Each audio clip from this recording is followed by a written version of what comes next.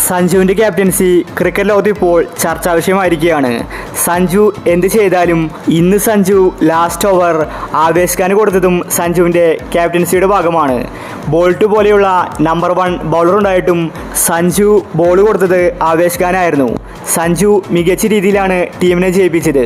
ഇന്നത്തെ സഞ്ജുവിൻ്റെ ക്യാപ്റ്റൻസി കണ്ട് ക്രിക്കറ്റ് ഇതിഹാസങ്ങൾ പറഞ്ഞ കാര്യമാണ് നമ്മൾ ഇന്നത്തെ വീഡിയോയിൽ നോക്കുന്നത്. ഇതുപോലത്തെ IPL ന്യൂസിന് വേണ്ടി ഈ ചാനൽ മറക്കാതെ സബ്സ്ക്രൈബ് ചെയ്യൂ. ഇതിഹാസങ്ങൾ പറഞ്ഞത് ഇങ്ങനെയായിരുന്നു: ഈയൊരു രാജസ്ഥാൻ ടീം കപ്പ് നേടാനുള്ള എല്ലാവിധ സാധ്യതയുമുണ്ട്. അതിന് ഒരു കാരണമേ ഉള്ളൂ, സഞ്ജു. ഇന്നത്തെ മാച്ച് തന്നെ എടുത്തു നോക്കുക. ഇന്നത്തെ കളി ഡൽഹി ജയിക്കേണ്ടതായിരുന്നു. ലാസ്റ്റ് ഓവറിൽ സഞ്ജുവിൻ്റെ തന്ത്രങ്ങളാണ് കളി ജയിപ്പിച്ചത്.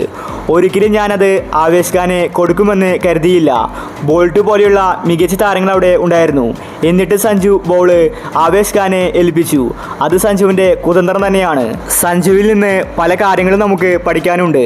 എന്തുകൊണ്ട് സഞ്ജുവിനെ ഇന്ത്യൻ ടീമിലേക്ക് എടുക്കുന്നില്ല? ഇതുപോലത്തെ മികച്ചൊരു ബാറ്റ്സ്മാനെയും ക്യാപ്റ്റനെയും ഞങ്ങൾ എവിടെയും കണ്ടിട്ടില്ല. സഞ്ജുവിനെ ക്യാപ്റ്റനാകാനുള്ള എല്ലാവിധ യോഗ്യതയുമുണ്ട്. വരാൻ പോകുന്ന T20 വേൾഡ് കപ്പിൽ സഞ്ജുവിനെ ഉറപ്പായിട്ടും എടുക്കണം. എന്നാലത് ഇന്ത്യക്ക് ഗുണകരമാകും. ഈ IPL മികച്ചൊരു ടീമാണ് രാജസ്ഥാൻ. വിജയിച്ച രാജസ്ഥാനെ അഭിനന്ദനങ്ങൾ അർപ്പിക്കുന്നുവെന്ന് ക്രിക്കറ്റ് ഇതിഹാസങ്ങൾ വ്യക്തമാക്കി. രാജസ്ഥാൻ ആരാധകർ ആവേശത്തിലാണ്. അടുപ്പിച്ച് 2 മാച്ച് ജയിച്ചിരിക്കുകയാണ്. ഇതിൽ കൂടുതൽ ഇനിയൊന്നും രാജസ്ഥാന് ആവശ്യമില്ല. രാജസ്ഥാൻ പ്ലേ ഓഫിലെത്തുമെന്നത് ഉറപ്പാണ്. അതുപോലത്തെ പ്രകടനമാണ് രാജസ്ഥാൻ കാഴ്ചവെക്കുന്നത്. ഇനി ഓപ്പണിങ്ങിൽ ജയ്സ്വാളും ബട്ട്ലറും ഫോമായാൽ പിന്നെ രാജസ്ഥാനെ പിടിച്ചു കെട്ടാൻ എളുപ്പമല്ല. രാജസ്ഥാൻ്റെ ഇപ്പോൾ നെടുന്തൂണെന്ന് പറയുന്നത് റിയാൻ പരാഗാണ്. മികച്ച ബാറ്റിംഗാണ് താരമെന്ന് പുറത്തെടുത്തത്. പരാഗില്ലായിരുന്നുവെങ്കിൽ ഒരു പക്ഷേ ഇന്ന് രാജസ്ഥാൻ കളി തോറ്റേനെ.